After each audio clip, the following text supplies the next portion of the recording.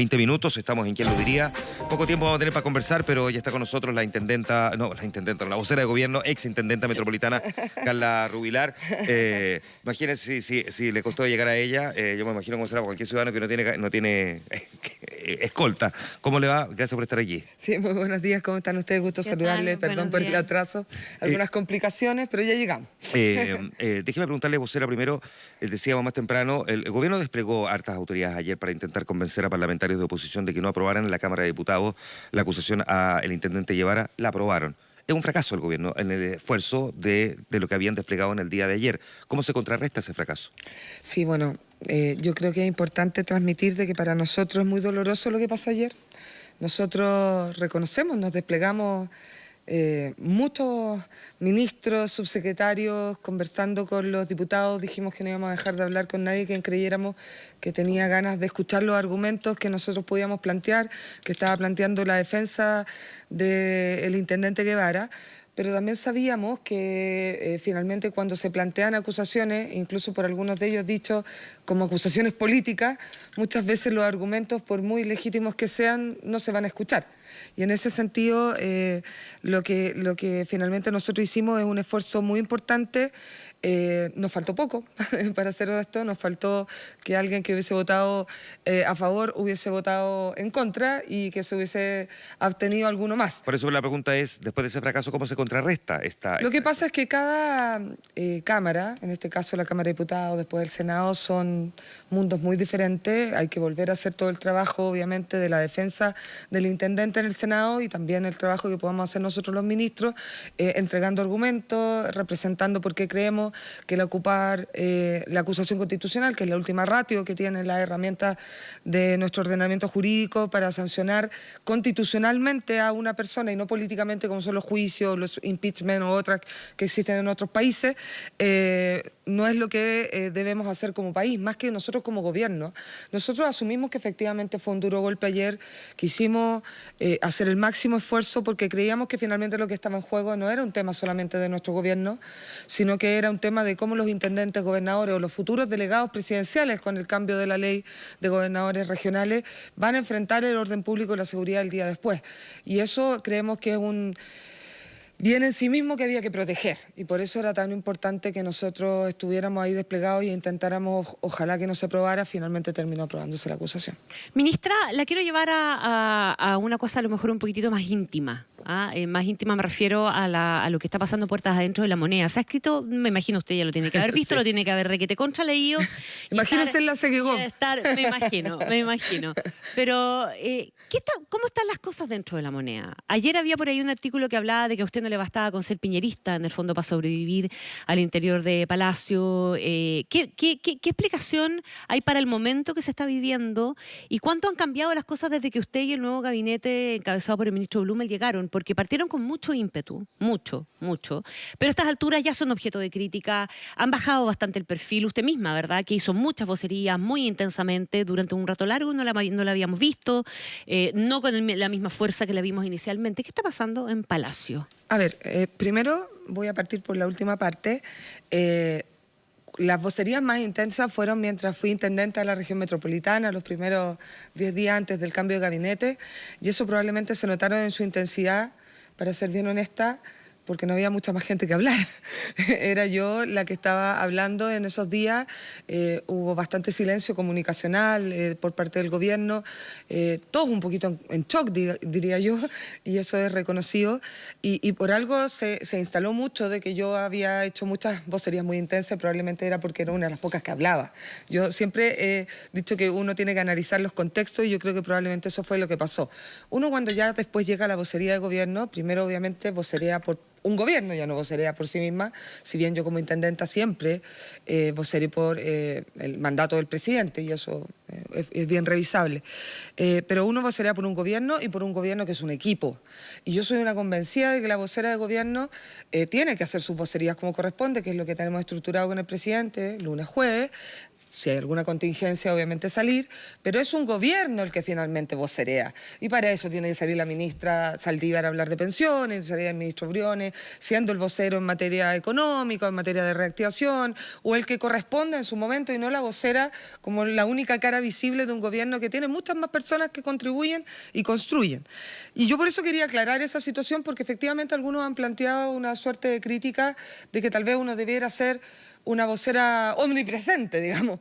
Y yo de verdad que creo al revés. Creo que nosotros tenemos que lograr que haya muchos voceros en el gobierno, y uno de los problemas más graves que hemos tenido siempre ha sido nuestra dificultad en comunicar. Y eso no puede estar radicado en una persona. Yo creo que tiene que estar radicado en un estilo de comunicación de todas las autoridades de gobierno, y en eso yo estoy muy enfocada y le estoy poniendo mucho esfuerzo y mucha dedicación.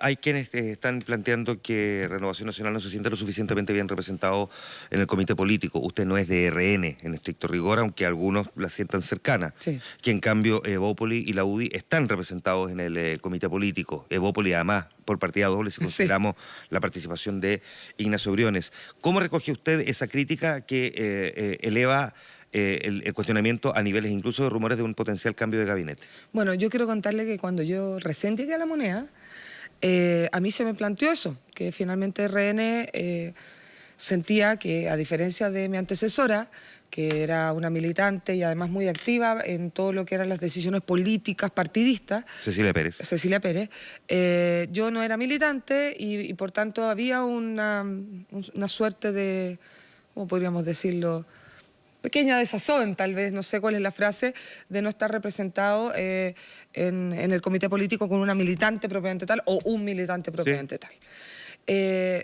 Y efectivamente yo eso no tengo mucho cómo discutirlo, digamos, porque es la realidad. Por eso le pregunto, ante la posibilidad o ante el rumor, que en general en Chile no se equivoca mucho cuando hay rumores de cambio de gabinete que plantean que Renovación Nacional está pidiendo estar presente en el comité político. ¿Qué responde usted, que no es militante de RN? Bueno, yo creo que yo tengo algunas personas de Renovación Nacional que pueden estar haciendo esa solicitud y otras que no. ¿Ah?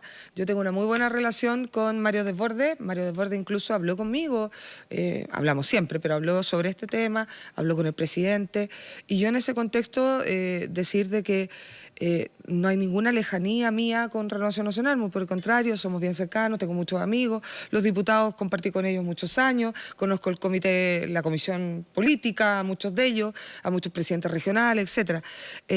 No obstante, y yo quiero ser bien honesta, he entendido cuando se plantea eso, porque entiendo que los partidos quieren tener presencia en estas instancias tan relevantes con alguien que sea un militante propiamente tal. Ahora, la pregunta que el presidente finalmente tiene que hacerse cuando toma decisiones o no toma decisiones de cambio de gabinete, porque a veces se rumorea, el presidente no los hace igual, yo creo que es qué quiere él en su gobierno para el país.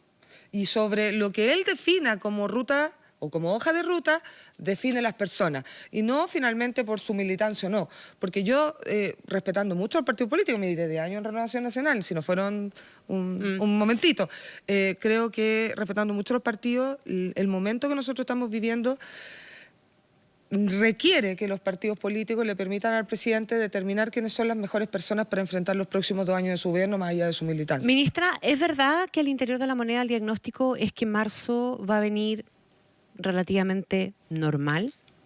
¿O hay preocupación por lo que pueda pasar? Es que a mí me contaron eso y la verdad es que me pareció un poquitito insólito. O por lo menos tener una expectativa tan que puede parecer ilusa, digamos, o poco realista, o que eventualmente no está preparada para escenarios distintos. ¿Cuáles son los escenarios que prevé el gobierno para marzo? ¿Está ahí en el abanico de posibilidades el pensar y el construir todo a partir de que en marzo las cosas no van a ser como fueron en octubre? A ver, nosotros creemos que... No sé si es creemos, sino que esperamos, obviamente, que nunca en nuestro país, más allá de marzo, abril o el que sea, vuelva a repetirse un 18. Ya, pero eso es una aspiración. ¿Ya? Esa es una aspiración. La CONE le pregunta por estrategia a partir de marzo. Esa es una aspiración, ¿ya? Y yo creo que eso muchas veces en las conversaciones es lo que uno plantea. O sea, nosotros queremos que nuestro país nunca vuelva a repetirse un 18 de octubre. Ahora, obviamente, marzo es un mes que hay que mirar con atención. Si es un mes donde vuelven los estudiantes a clase, es un mes donde ya no estamos en verano y por lo tanto la dinámica es completamente diferente, es un mes donde está el 8 de marzo, que es el Día Internacional de la Mujer, que se conmemora, un día que habitualmente se ha conmemorado de forma bastante pacífica y masiva. Y esperamos de verdad que ojalá se mantenga así, porque las mujeres siempre nos han dado cátedra en esta materia. Ya, pero el gobierno espera o tiene claro, si la pregunta tiene que ir más bien si hay una estrategia, han estudiado, han calculado, porque uno no quisiera que el gobierno solamente esté confiando en el voluntarismo de la... Nosotros como gobierno, en particular el ministro del Interior y el ministro Blumel con el subsecretario Gali, más nosotros miramos con detención marzo y sabemos, ya hemos analizado los diferentes escenarios que existen para marzo, desde que ojalá, y es nuestra aspiración, podamos ir avanzando hacia una mayor cotidianidad y normalidad, y obvio que pudiera reactivarse movilizaciones y que algunas de ellas pudieran tener violencia, pero tampoco queremos profecías autocumplidas, sino que queremos trabajar para que ojalá todos los días vayamos avanzando hacia ir recuperando lo que es la vida cotidiana de las personas. Hemos analizado, lo hemos mirado, estamos preocupados, estamos atentos, no nos va a sorprender probablemente como el 18 de octubre, como sí nos sorprendió y lo reconocemos, pero también queremos pedir en esto que ojalá entendamos que lo que debemos lograr es dedicarnos a avanzar en la agenda social, en la acción social, en el plebiscito de abril y en tantas otras cosas que son muy relevantes y que si se reactivara, por ejemplo, que es la pregunta que probablemente ronda, la violencia o la movilización un poco más dura, no la movilización pacífica, sino aquella que genera inconvenientes, finalmente vamos a terminar hablando de eso y de nada más, pues nosotros queremos hablar de muchas otras cosas. La vocera de gobierno, Carla Rubilar, esta mañana conversando con nosotros. Gracias, ministra, por estar aquí. No, muchas gracias a ustedes, que estén muy bien. 8:32 minutos.